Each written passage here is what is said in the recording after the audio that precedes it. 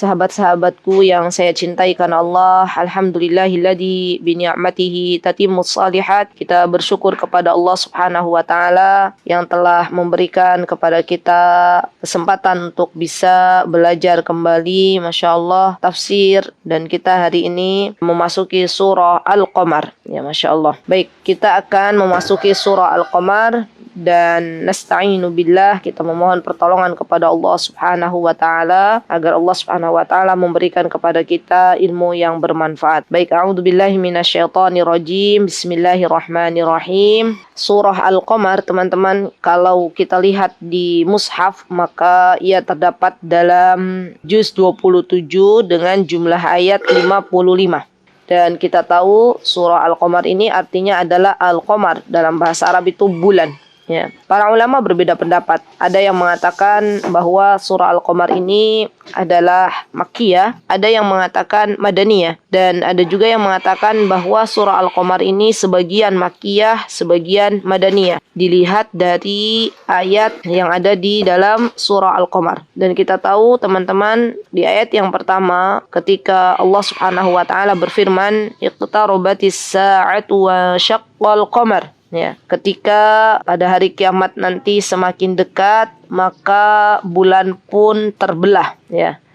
Dan bulan terbelah ini, teman-teman, ini adalah peristiwa yang memang sudah terjadi pada zaman Rasulullah Sallallahu Alaihi Wasallam, dan salah satu tanda kecil, ya, tanda-tanda hari kiamat. Jadi kita tahu ya, hari kiamat itu kan memiliki tanda-tanda. Sebelum kedatangan hari kiamat itu ada tanda-tandanya. Ada tanda-tanda besar hari kiamat, ada tanda-tanda kecil hari kiamat. Nah, tanda-tanda kecil hari kiamat, teman-teman, adalah tanda-tanda yang muncul jauh sebelum hari kiamat. Maka dari itu disebut sebagai tanda-tanda kecil. Beda dengan tanda-tanda besar. Tanda-tanda besar itu biasanya muncul menjelang tibanya hari kiamat. Ya. Dan di antara tanda-tanda kecil hari kiamat, teman-teman, Rasulullah Shallallahu Alaihi Wasallam menyebutkan banyak sekali. Di antaranya ketika Rasulullah SAW itu diutus menjadi seorang Rasul, ini juga termasuk dari tanda-tanda kecil hari kiamat. Dan termasuk dari peristiwa terbelahnya bulan, wang syaqqal qamar, ini juga adalah tanda-tanda kecil hari kiamat. Ya, Masya Allah. Jadi subhanallah, teman-teman, kita sudah mendengar bahwa di antara, ya, tanda-tanda hari kiamat kecil, sebagaimana Rasulullah SAW pernah mengatakan, ya, di antaranya tersebarnya perzinahan, ya, tersebarnya musik, adanya masjid-masjid yang dibangun bermegah-megahan, tapi jamaahnya atau yang sholat di sana sedikit. Dan ini kita sudah temui, ya, Masya Allah. Dan juga ada seorang badui, ya, dari desa, dari Badu, kemudian dia berangkat ke kota, bangun bangunan-bangunan yang tinggi, ya, ini juga sama termasuk dari tanda-tanda kiamat kecil, ya, Masya Allah. Kemudian masih banyak lagi, teman-teman. Nanti teman-teman Insya Allah belajar kembali, ya, tanda-tanda kiamat ini, karena kita sebagai orang beriman pastinya beriman bahwa kiamat ini akan terjadi, dan kita tidak tahu kapan terjadinya.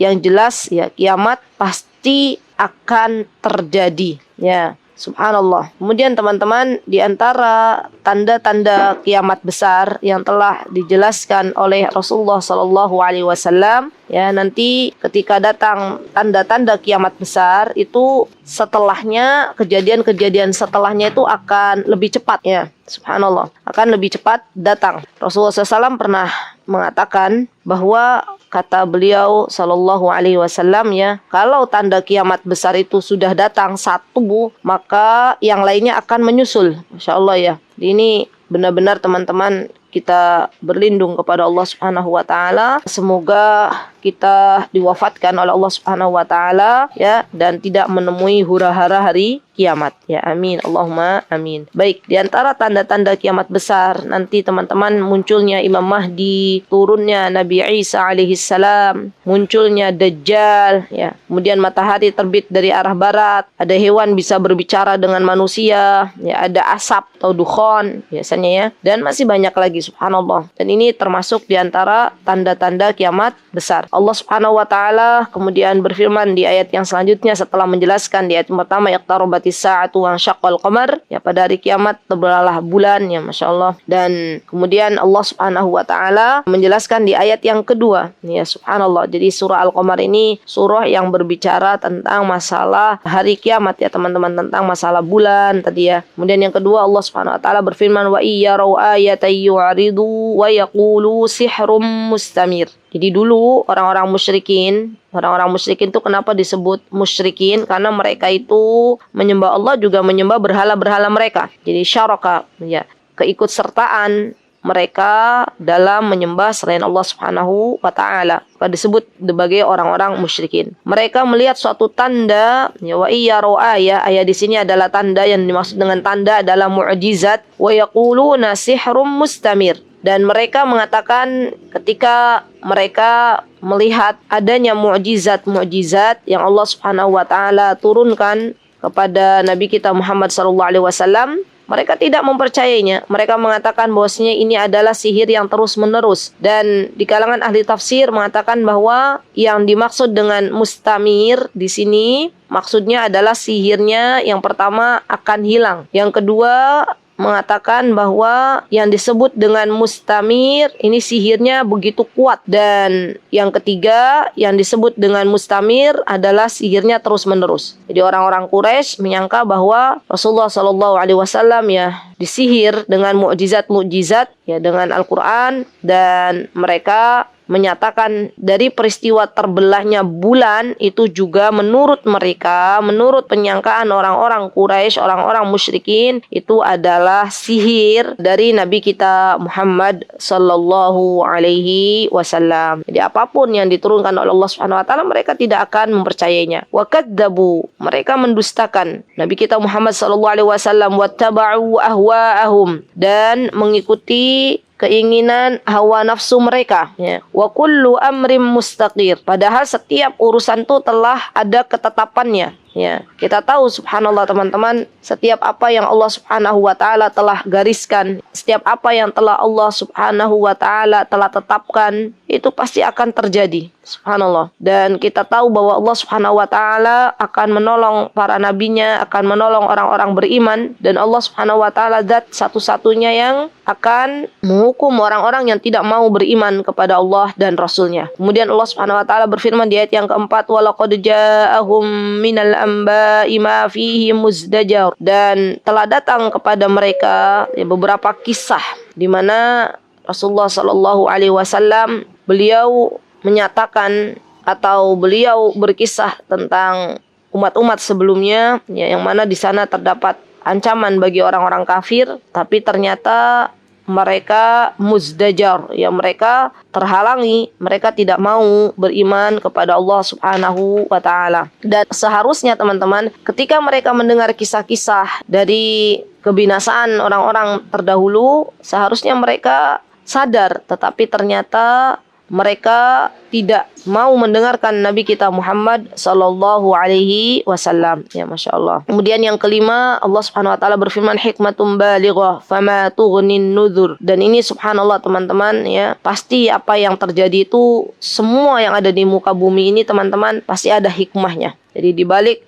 semua yang Allah tetapkan kepada kita hambanya, itu pasti ada hikmahnya. Dan terkadang hikmah itu kita tahu di akhir babak episode kehidupan kita, ya, subhanallah. Dan kita yakini bahwa semua yang Allah Subhanahu wa taala tetapkan itu pasti ada hikmahnya. Dan termasuk di antara hikmah Allah Subhanahu wa taala mengutus para rasul, hikmahnya adalah untuk fama tughnin nuzur, untuk memberikan peringatan-peringatan bagi orang-orang yang tidak mau beriman. Subhanallah. Jadi besok ketika para penduduk neraka yang mereka masuk neraka akan ditanya kepada mereka, apakah dulu pernah datang kepadamu para nabi yang telah diutus oleh Allah Subhanahu wa taala untuk memperingatkan kalian? Maka mereka mengatakan, kami dengar tapi kami tidak ikuti, ya, subhanallah. Dan ini diantara hikmah, ya, Masya Allah, Allah Subhanahu wa taala mengutus para anbiya, para nabi, untuk memberikan peringatan kepada kaumnya.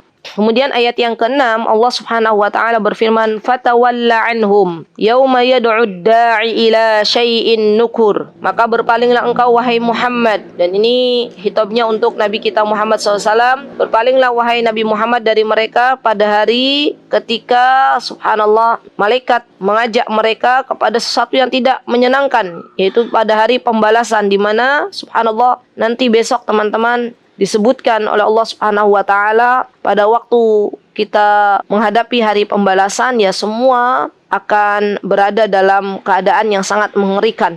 Ya, di antara sifat yang disebutkan oleh Allah Subhanahu wa taala pada waktu nanti adanya hari pembalasan, Allah menyebutkan khusya'an absaruhum yakhrujuna minal ajdasi ka'annahum jaradum muntashir. Maka pandangan mereka, pandangan orang-orang yang tidak mau beriman kepada Allah Subhanahu wa taala itu pandangan yang sangat-sangat malu, ya, tertunduk ketika mereka keluar dari kuburan. Seakan-akan diumpamakan mereka adalah belalang yang berterbangan. Subhanallah. Bahkan teman-teman, di antara sifat yang kemarin saya dapatkan dari Syekho ketika daurah di Malang, kata Syekhoh, beliau mengatakan bahwa di antara sifat di mana seseorang itu dibangunkan dari kubur dalam keadaan haus, ya, dalam keadaan haus, dalam keadaan tadi tertunduk, ya, dan ini adalah sifat-sifat yang sangat-sangat mengerikan, ya teman-teman. Subhanallah. Jadi dibangkitkan dalam keadaan orang-orang yang dalam kubur itu ketika dibangkitkan juga memiliki dalam keadaan yang ada yang keadaannya muhti'in, ya, berjalan dengan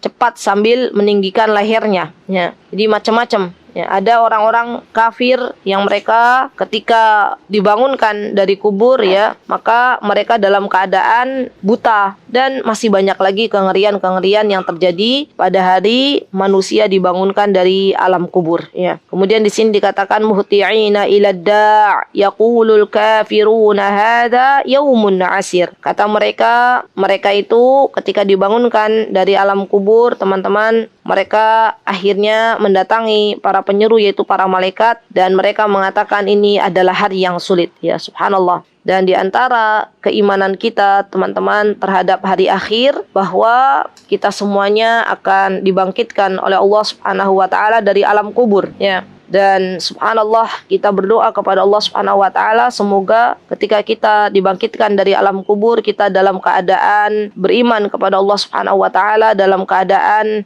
Allah ridha kepada kita, dan dalam keadaan kita bisa minum dari telaganya Rasulullah sallallahu alaihi wasallam. Amin, Allahumma amin. Kemudian Allah Subhanahu wa taala mengatakan dalam ayat yang ke-9, kadzabat qablahum qaumun Nuh.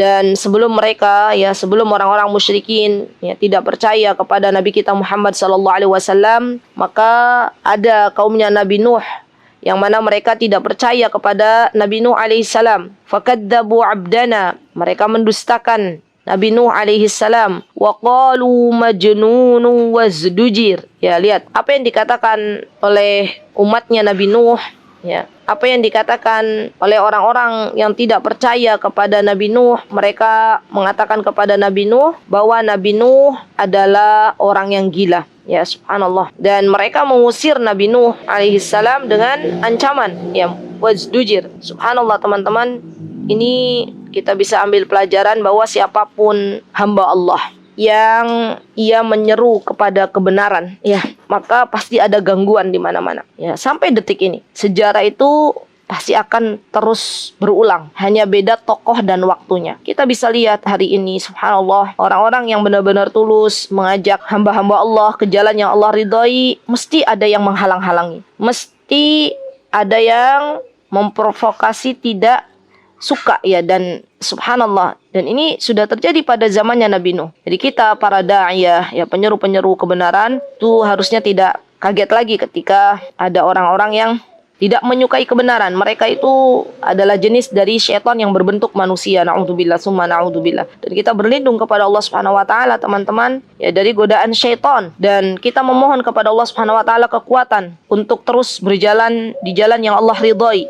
Karena kita bisa bayangkan sekelas Nabi Nuh alaihissalam, sekelas Nabi kita Muhammad sallallahu alaihi wasallam, juga tetap mereka mendapatkan nyinyiran dari orang-orang yang tidak suka pada mereka, Ya, mereka dikata-katai sebagai orang yang gila, mereka dikata-katai sebagai penyihir, ya, mereka dikata-katai sebagai misalnya pembuat syair, ya. Subhanallah. Dan Nabi Nuh alaihissalam, teman-teman, kita tahu, ya, kita bisa lihat dan kita bisa belajar bahwa Nabi Nuh itu adalah seorang nabi yang sangat-sangat sabar kepada kaumnya, ya. Sampai-sampai beliau berdakwah, ya, kurang lebih 950 tahun. Dan beliau tetap tegar, tidak mundur barang sejengkal, ya, untuk berdakwah, untuk menyeru kepada kebenaran. Sebagaimana Syekhul Islam Ibnu Taimiyah, beliau mengatakan di dalam Nadim Al-Lamiyah, "Isma' kalami muhaqqiqin fi qawlihi la yansani anhu wa la yatabaddalu." Kata Syekhul Islam bahwa orang-orang muhakkik, orang-orang yang dia menyeru kebenaran, itu ketika sudah berkata A, maka tidak ada dia mundur barang sejengkal pun. Tidak ada dia berubah kata-katanya.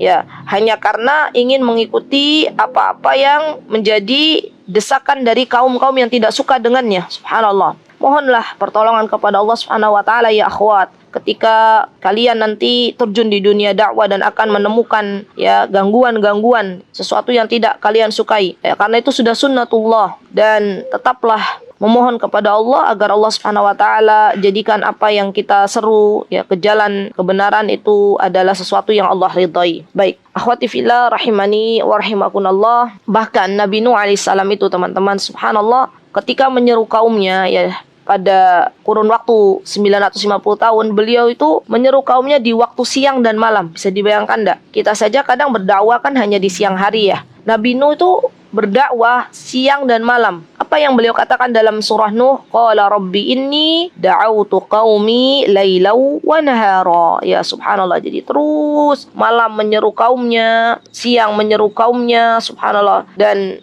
tugas kita juga diantaranya, teman-teman, ketika melihat sebuah kemungkaran, jangan kita diam. Tetap kita beramar ma'ruf nahi mungkar, ya, sesuai dengan kapasitas yang teman-teman miliki. Ya, subhanallah. Karena kita besok berdiri di hadapan Allah dan akan ditanya oleh Allah Subhanahu wa taala tentang apa yang kita lakukan ketika melihat sebuah kemungkaran. Baik. Kemudian di ayat yang ke-10 Allah Subhanahu wa taala berfirman, "Fada'a rabbahu anni maghlubun fantasir." Kemudian Nabi Nuh mengadukan kepada Allah Subhanahu wa taala, fada'a rabbahu, berdoa kepada Allah Subhanahu wa taala, "Anni maghlub." Sesungguhnya aku telah dikalahkan. Fantasir, maka tolonglah aku wahai Rabbku. Ya, ini sifat di antara sifat yang harus dimiliki oleh seorang da'iyah, oleh seorang penyeru-penyeru kebenaran, teman-teman. Kalau misalnya subhanallah sudah kepentok, ya, apa istilahnya, sudah kepentok, sudah tidak ada lagi jalan di depan, maka jangan berputus asa dari rahmat Allah Subhanahu wa taala. Kalau seandainya teman-teman menyeru kepada keluarga teman-teman, kepada temannya, ya, kepada sahabatnya, ternyata ya Allah belum berikan juga hidayah taufik kepada para mad'u kita, para audiens kita, tetaplah berbaik sangka kepada Allah, tetap doakan, memohon kepada Allah Subhanahu wa taala,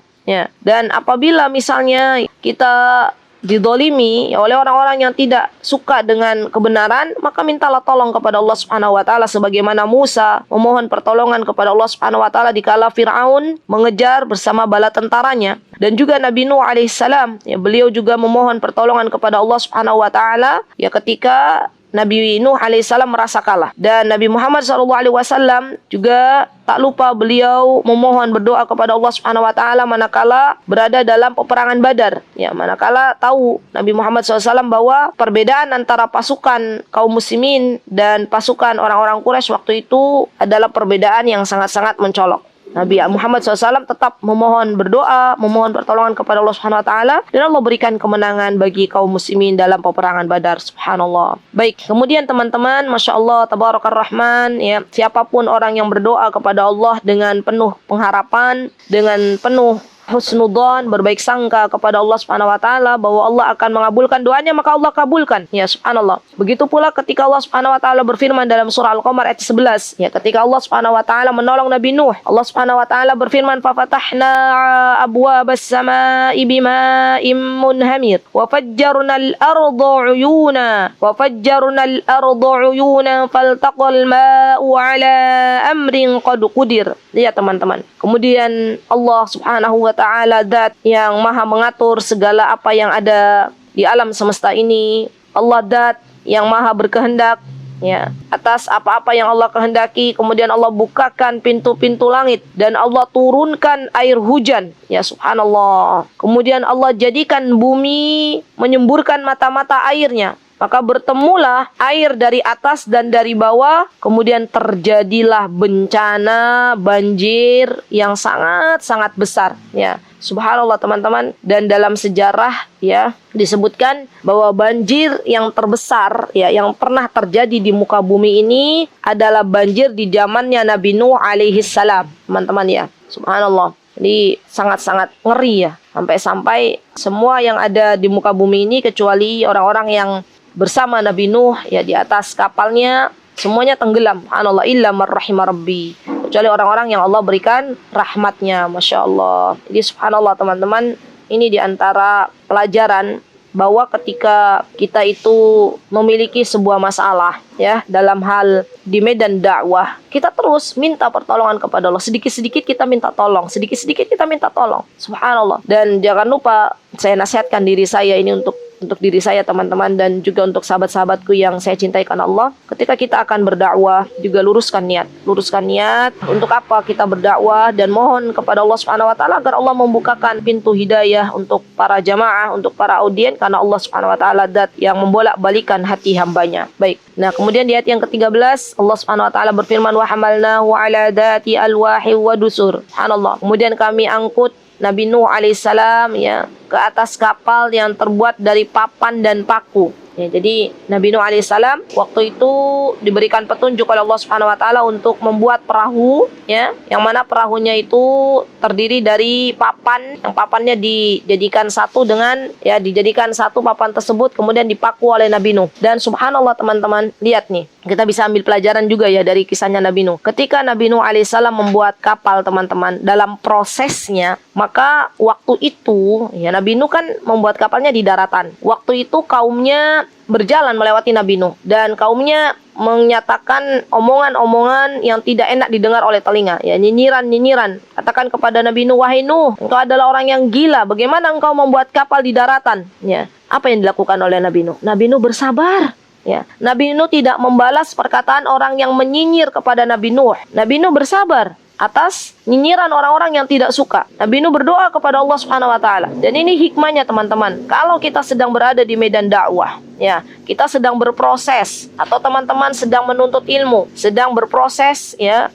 mengumpulkan ilmu, dan suatu hari kelak yang namanya orang menuntut ilmu tuh harus ada niat untuk membagikannya, untuk mengamalkannya. Kemudian ada orang-orang yang nyinyirin, ya. Dari kemarin ngutek aja misalnya di online, di Zoom, yang ngaji terus gimana mau sukses misalnya, ya. Tidak usah dengar omongan orang, ya. Tidak usah dengar atau tidak usah dibalas nyinyiran orang lain. Ya, kalau kita balas berarti kita sama saja.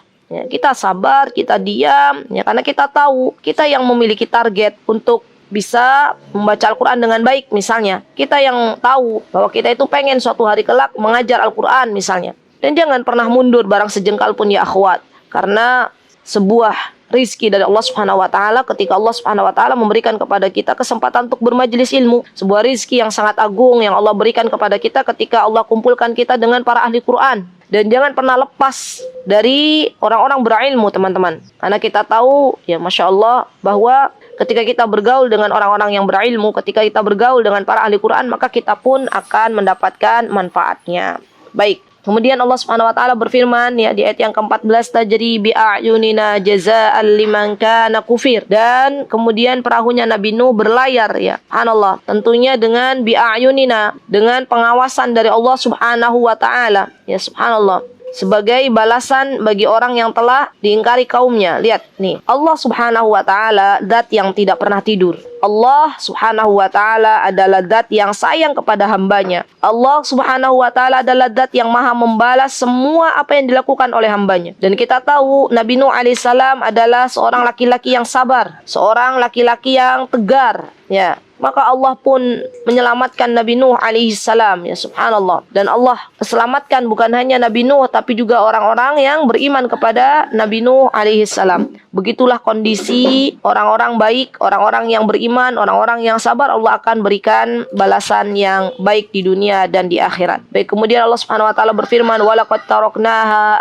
ayatan fahal mim muddakir fa kaifa kana 'adabi wa nudhur." Kata Allah Subhanahu wa taala, dan sungguh kapal itu telah kami jadikan sebagai tanda atau pelajaran. Maka adakah orang yang mau mengambil pelajaran, dan betapa dahsyatnya adabku dan peringatanku. Subhanallah. Jadi teman-teman yang dimuliakan oleh Allah Subhanahu wa taala, para ulama berbeda pendapat ya tentang kapalnya Nabi Nuh. Ya, saat ini berada di mana kapalnya Nabi Nuh? Kan di sini Allah Subhanahu wa taala mengatakan, dan kapal itu telah Allah tinggalkan untuk dijadikan sebagai pelajaran. Maka disebutkan oleh Qatadah bahwa ketika banjirnya berhenti dan air laut mereda, ya kapalnya Nabi Nuh itu menurut sebagian ulama termasuk Qatadah ada di sebuah gunung yang bernama Judi, ya, Al-Alal Judi. Ini diambil dari surat Hud ketika Allah Subhanahu wa taala berfirman, wa qila ya ardu bla'i ma'aki wa ya sama'u aqli'i wa ghidal ma'u wa qudiyal amr wastawat 'alal judi.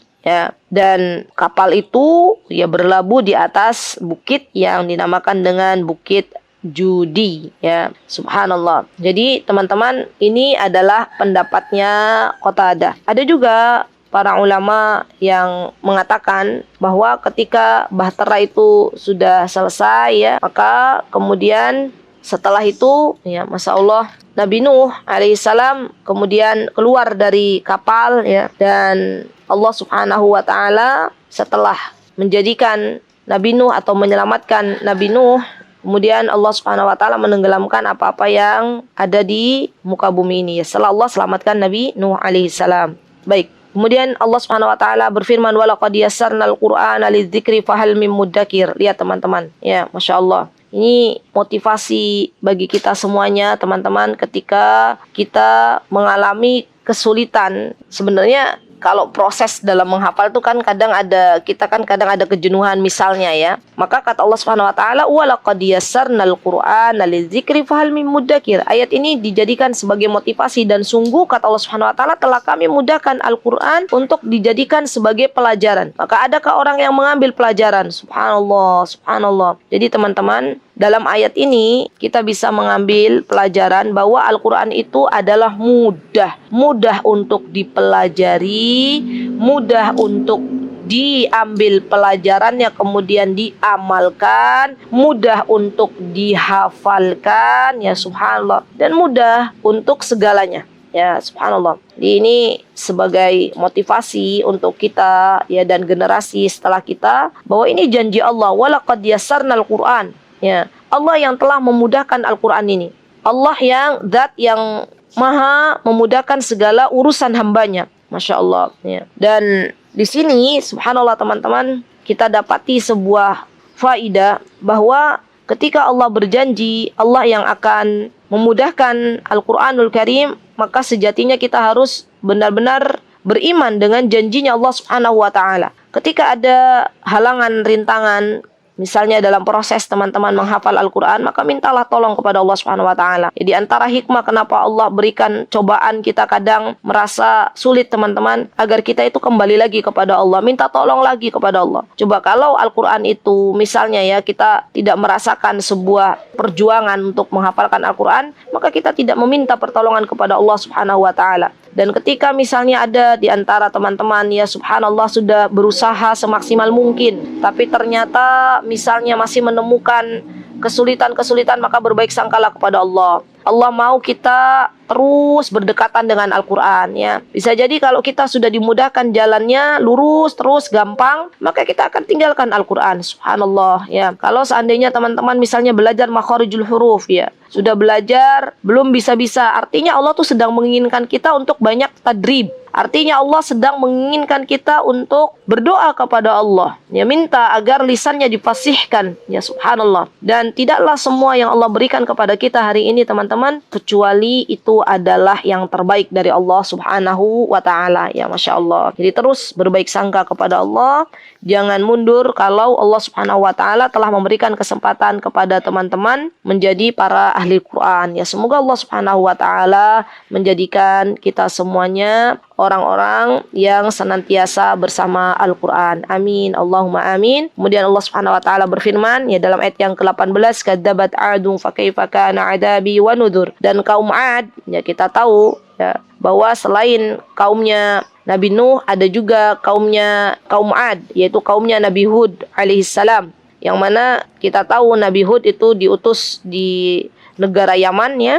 Dan kaum 'Ad ini adalah kaum yang tidak mau mendengar apa yang dikatakan oleh Nabi Hud alaihissalam. Fa kaifa kana 'adzabi wa nudur. Maka Allah subhanahu wa ta'ala menurunkan kepada mereka adabnya. Ya. Inna arsalna 'alaihim riha. Dan adabnya kaum 'Ad adalah dengan dikirimkannya angin yang sangat-sangat kencang. Sorsoran fi yaumi nahsim mustamir. Ya, angin yang sangat kencang, dan angin tersebut teman-teman terus menerus ya. Terjadinya itu terus menerus sampai-sampai tidak pernah berhenti angin itu dikirim oleh Allah Subhanahu wa taala, tanzi'un nas ka'annahum a'jazu nakhlim munqa'ir. Ya, sampai-sampai Masya Allah ya, ini ngeri banget ya. Dan ketika angin itu terus menerus, maka mereka ya satu persatu mereka akhirnya meninggal dunia ya. Dan seperti dinyatakan ya di dalam Al-Quran ini, seperti pohon kurma yang tumbang dengan akar-akarnya. Ya, di kita aja kalau terjadi angin yang kayak tornado ya, angin tornado itu kan juga ngeri ya.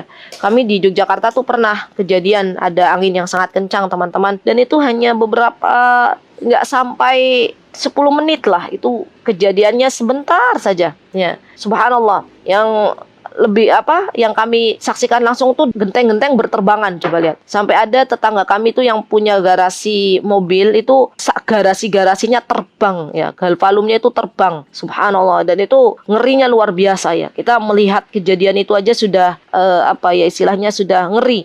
Apalagi dengan kaumnya Nabi Hud alaihissalam, yaitu kaum 'Ad ya, di mana mereka anginnya terus menerus ya, tidak berhenti ya, subhanallah. Dan mereka akhirnya tumbang satu persatu seperti keadaan pohon kurma yang dicabut dari akarnya. Fa kaifa kana 'adabi wa nudur ya. Kemudian Allah Subhanahu wa taala bertanya kepada kita, maka betapa dahsyatnya adabku, betapa dahsyatnya peringatanku. Subhanallah, Allahu akbar. Dan ini yang seharusnya kita ya teman-teman jadikan pelajaran. Jadi orang-orang yang tidak mau mendengar, orang-orang yang sombong dengan apa-apa yang ada di dalam peringatan-peringatan Allah Subhanahu wa taala, maka pasti akan mendapatkan adab dari Allah Subhanahu wa taala ya. Kemudian Allah mengatakan walaqad yassarnal qur'ana lidzikr ya. Subhanallah teman-teman. Dan ini kita seakan-akan diajak berdialog oleh Allah Subhanahu wa taala. Walaqad yassarnal qur'ana lidzikr fahal mim mudzakir. Ya, apakah kalian tidak mengambil pelajaran ya dari Al-Qur'an, padahal kami telah mudahkan Al-Qur'an tersebut untuk kalian. Ya, jadi coba kita yang namanya membaca Al-Quran itu bukan hanya dibaca ya teman-teman, kita tadabburi ayatnya. Kita lihat, oh ternyata ada kaum-kaum yang terdahulu yang telah Allah Subhanahu wa taala siksa karena mereka tidak mau mendengar para nabinya. Subhanallah. Dan ini adalah sebuah hal yang subhanallah harusnya menjadi pelajaran bagi kita semuanya ya. Barang siapa yang tidak mau mengikuti apa yang diajarkan oleh Allah Subhanahu wa taala dan apa-apa yang diajarkan oleh Nabi kita Muhammad SAW, maka sesungguhnya dia akan mendapatkan kebinasaan, baik itu di dunia maupun di akhirat. Ya, semoga Allah Subhanahu wa taala menyelamatkan kita semuanya dari berbagai mara bahaya. Semoga Allah Subhanahu wa taala memberikan kepada kita keistiqomahan untuk terus mempelajari Al-Quran, untuk terus mentadabburinya dan mengamalkannya. Dan semoga Allah Subhanahu wa taala menjadikan Al-Quran ini syafi'an lana ya, sebagai pemberi syafaat kepada kita semua di hari kiamat nanti, dan semoga Allah Subhanahu wa taala memasukkan kita semuanya ke dalam syurganya bighairi hisabin wala adab, tanpa hisab dan tanpa adab. Baik, itu yang bisa saya sampaikan dalam kesempatan yang berbahagia ini. Jikalau ada kebenaran pastinya datang dari Allah Subhanahu wa taala, dan jikalau ada kesalahan datangnya dari saya pribadi, saya mohon maaf yang sebesar-besarnya. Aqulu qauli hada wastaghfirullah li wa lakum wa akhiru da'wana alhamdulillahi rabbil alamin. Wassalamualaikum warahmatullahi wabarakatuh.